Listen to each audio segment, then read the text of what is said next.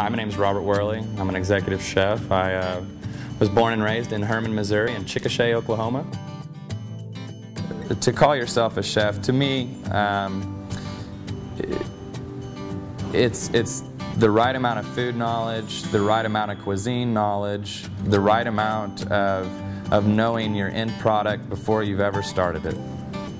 I started at a pretty early age in a restaurant. I was 13 when I started at a restaurant called Vintage 1847, which was part of Stonehill Winery in Herman, Missouri. In the summer I worked in the winery, and the winters I worked in the restaurant. It wasn't until after I went to the University of Oklahoma that I met my first master chef and started working under him, and really developed my appreciation and palate. The main chefs that I would like to mention are Salah Omer. I was very blessed in being able to work under him at the Oklahoma City Golf and Country Club. He gave me a real appreciation and understanding of what was going on and how a restaurant should be ran. And then after that, getting to work with Master Chef Andy Gemeiner is where I really found myself in culinary arts.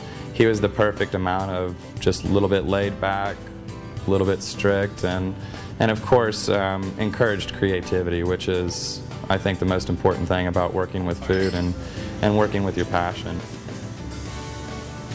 After working with Andy for about 2 years, he rewarded me by sending me over to Munich, Germany, where I apprenticed under my second Master Chef Michael Himpling in Munich, and that was a real eye-opener.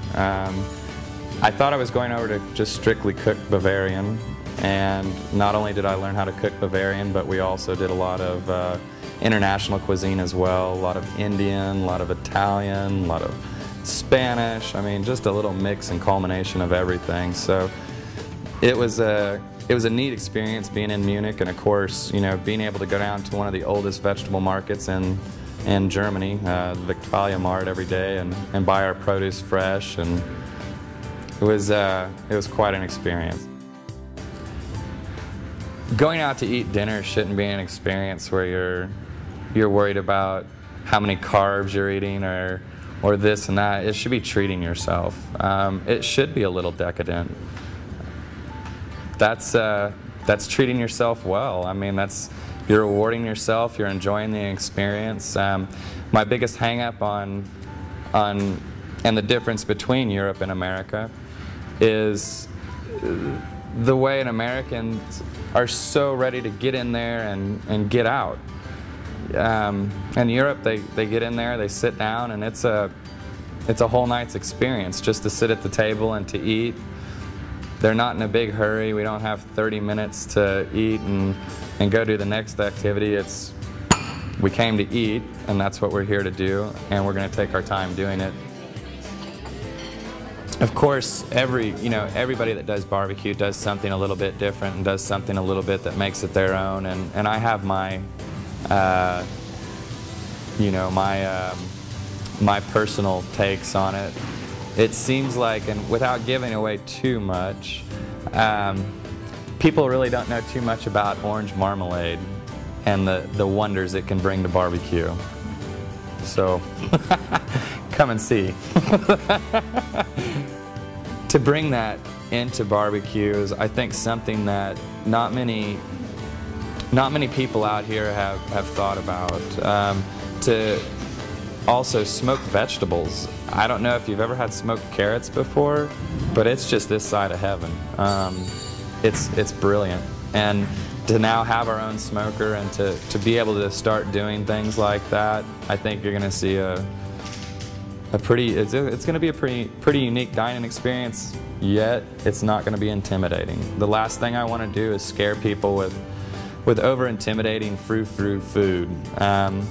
I've done the frou-frou stuff and the hoity-toity, molecular gastronomy, and to me that's not really cooking. When I get up from the table, if I'm not full and I've got a bill for $100 just for me, I'm a little bit upset.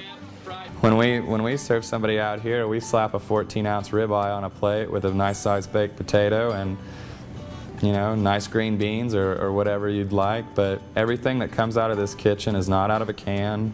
Nothing's out of a bag.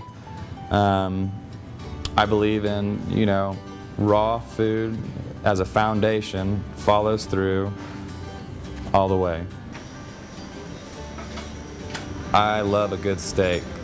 My only problem with that is a lot of people generally don't know how to season a steak correctly.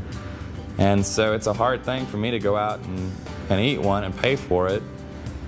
Sure, it might be, you know, this kind of beef, fancy prime and la la la, but if you don't know how to season it, well then you don't really probably know how to cook it. I personally smoke all of our ribeyes, cold smoke them before I cut them, so I have a different flavor in there, and my understanding and appreciation of smoke is something that, you know, once again has come with years of knowledge. I take pride in what I cook, and when you come out here and get a steak, you'll understand. I don't go too extravagant on the seasonings. I think of 3 things on a steak, and that's about it. Salt, pepper, garlic. And that's all a steak needs. You don't need any A1, you don't need a fancy demi-glace, you don't need a lump of crab, some hollandaise, and a bed of spinach under it. You need a steak, and that's about it.